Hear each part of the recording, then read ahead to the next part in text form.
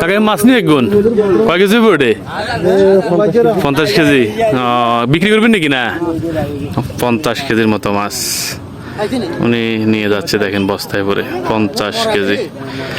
সবচেয়ে দুঃখজনক হচ্ছে যে এখানে অনেক মানুষের ভিড় দেখা যাচ্ছে দেখেন এখানে প্রচুর মানুষের ভিড়। এখানে প্রচুর মানুষের ভিড় হওয়ার কারণ হচ্ছে যে এখানে নাকি একজন পানির নিচে ডুবে গেছে, তাকে খুঁজে পাওয়া যাচ্ছে না। আসলে দুঃখজনক, অনেকে মাছ ধরতে এসে কিন্তু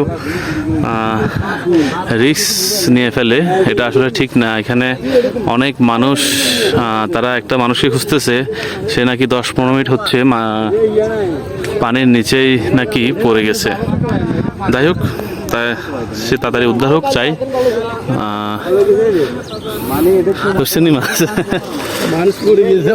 এখন মানুষ কি এখন এই মাত্র খুঁজি পান না জালসহ জালসহ বলে ঢুকে গেছেন শাহাদাত, একজন জালসহ নাকি কি গর্তর ভিতর ঢুকে গেছে, এখনো সে উদ্ধার হয় না। অনেকে ভয়ে চলে আসতেছে ওই দিক থেকে। যাই হোক, আমাদের নিশান ওই দিকে আছে, ভয় লাগতেছে আসলে, চলে যাব।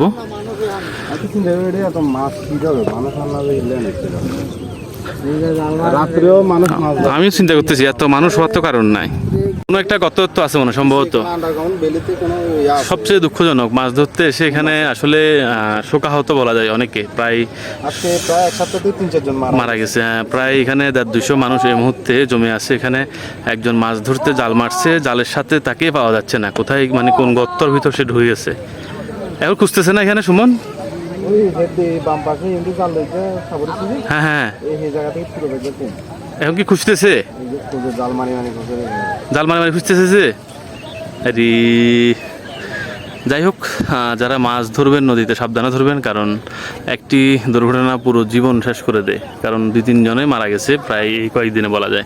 কালকে একজন রামগড়ে নিখোঁজ, আর আজকেও এখানে প্রায় 15-20 মিনিট আগে একজন নিখোঁজ হয়ে গেছে। ভালো থাকুন সবাই। মাছ ধরার গোষ্ঠী মারি, মাছ ধরার ইচ্ছে শেষ, ধরবো না, চলে যাচ্ছি।